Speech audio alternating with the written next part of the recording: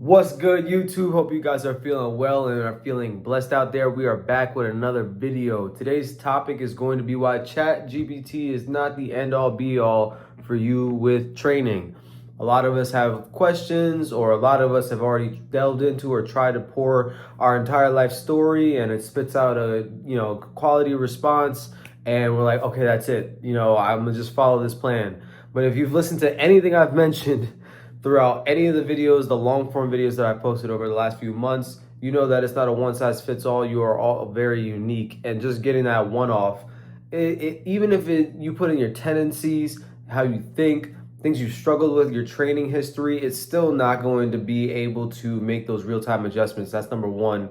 Two, it's also not going to factor in how you consistently have and shown up and you've been in loops over and over again. This is maybe specific to an example of a person that's been trying to work out and they do it for a few weeks while it's hot and they're motivated, and then they fall off. But even for somebody that may have the longer training history and has done it for a while, but they've just plateaued and they don't know how to navigate getting over the hump, it may give decent suggestions, but it doesn't understand the psychology that you have internally to be able to get over that hump. So we're going to dive a little bit more into that. I would definitely say, even on the spectrum from coaching as well, from the coach's lens or side, it's really, if you have the experience, you're definitely not as weary. If you are on the newer side and you're just getting acclimated to it, you could have a little bit of fear of like, oh, I don't know, like maybe they'll be able to, combine the science quicker or whatever the case is. But even with, again, going back to what I said at the beginning of the video, the science, having a decent framework of how they, the person that typed in whatever prompt can go about a certain thing, it's, again, not going to be able to give those real-time adjustments, whether queuing.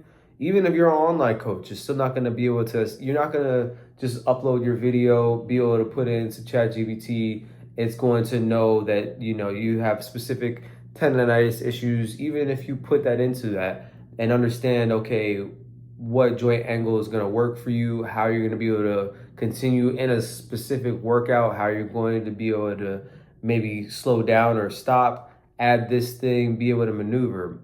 When you're working with a coach, again, whether online or in person, especially in person, you're going to be able to make those on the fly improv adjustments just like that. Also, same thing, you could put in, the type of equipment that you have, whether at home, whether at a gym. But if it's being taken, you're going to have to be able to understand those improvisational things and skills. And it's going to be much easier, one, not only with the coach, because they're going to be with you by your side. I would hope so. They're not just letting you fall off by the wayside. They only see you once or twice a week and then y'all don't talk. Or same thing online. Y'all train, whether it's synchronous or asynchronous, a few times a week, and you guys are in constant communication.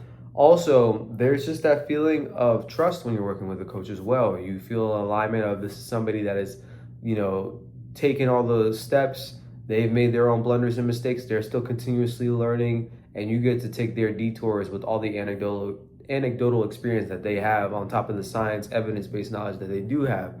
And that's a part of being able to get over the hump when you're working with somebody, in the sense of you confide in that, you can troubleshoot more efficiently and effectively. That feels more rooted and connected to you, rather than just typing in and getting something spit back out by what feels like a Google search.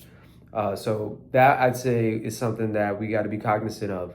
And even back to the client side, or the person that's putting in that information, again, going back to the mind frame of understanding how nuanced and how specific things are to you. No matter what, it's going to just give you that perfect black and white situation. But when in life, when is the workouts, when are you feeling black and white, perfect conditions, perfect plan? Never. Never. Whether you're somebody who struggled and been in cycles and loops of not working out, or you've been consistently working out, you're still going to have a whole bunch of gray area and a whole bunch of things you're navigating.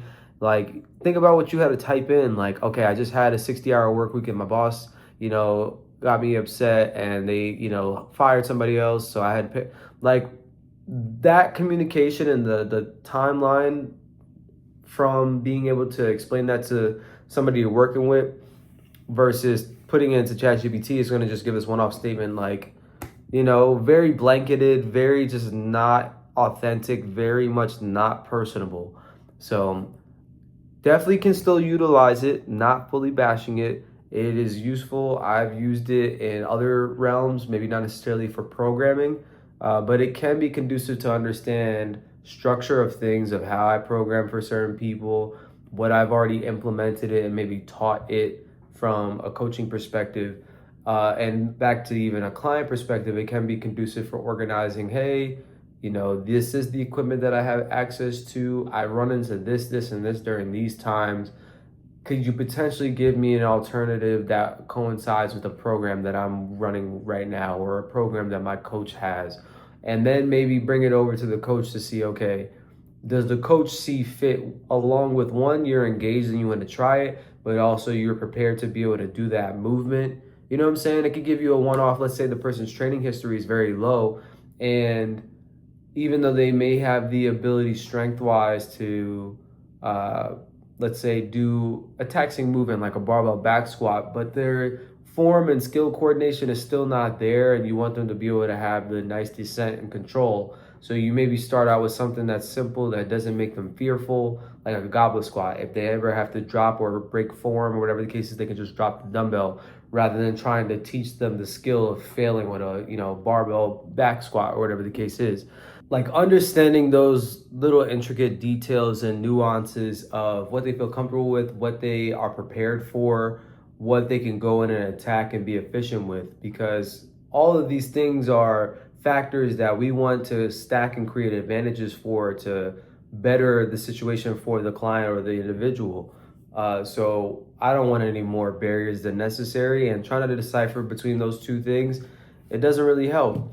So something to really ponder and think about. Just as always, I always like to have these open-ended kind of things and thoughts and dialogue to make you think and look at things not just as one way and put it in a box or a funnel of like, okay, it can be conducive, you can get something out of it, maybe some structure, some organization, but at the same time it is not all that it's presented. Anybody that's in the coaching space can definitely align with, hey, we are not licensed therapists or psychologists, but when you've worked with a lot of people and hundreds of people, that is within the confines of work. You're going through, whether training in person, and you're just working on trying to get these movements in, trying to progress within that workout, whether linear progression or through the reps or weight or whatever the case is, trying to get a little bit better at form, trying to get a little bit better at acquiring a skill, whatever the case is. 80-90% of that workout could be about how their spouse is doing what they need to do, but I just see more in them, or how they just hired these new people at work and they got to manage a whole new team, or how their kid got in trouble at school. Like, you're literally, that's 80% of the workout. And over time you're just like, obviously still giving cues, not trying to overwhelm them because they're already overwhelmed in their system outside of just the training stressor, but life stressor, and you got to factor all of those things in. So definitely have to be cognizant, conscious of the individual, being able to be there to pour into them, understanding again that we are multifaceted. It's not a one size fits all. And that is the main theme of not only just training, whether in person, virtual, online. Use those things potentially as guides, but they are not the holy grail. They're not the only way to go about it, because we're ever evolving, ever changing, ever dynamic. And don't forget that, whether the coach to the client mentality, or whether you're just the client and you're trying to get started, or you're later down the road in your training history and you're maybe looking for a little bit of an edge, I promise you it's really not fully there. Who knows? I could change the stance on this and maybe they evolve it and they get better with it. At this point, I'm hearing about they're going to have robots watching people cook, so eventually they can cook. I don't know. I'm just spearheading and initiating this conversation now, because I hear it all the time. It's like, oh, or even people have this mentality. There's two mentalities in the last takeaway, and then we'll wrap it up. Two mentalities. People that may have had a lick of success maybe during COVID when they bought some weights at home and they feel like they could train. They just know everything, training for themselves. I'm not even talking about training other people because that's its own conversation. But training hasn't evolved from that, and they had that one experience and they just feel like that's how they're going to train forever. And now they're in a rut and they haven't broken that cycle. And they also put earmuffs over their ears and they don't listen to anything else outside of that, their way of thinking from that one time. That's one. And then the other is hey, I can just pour all this information.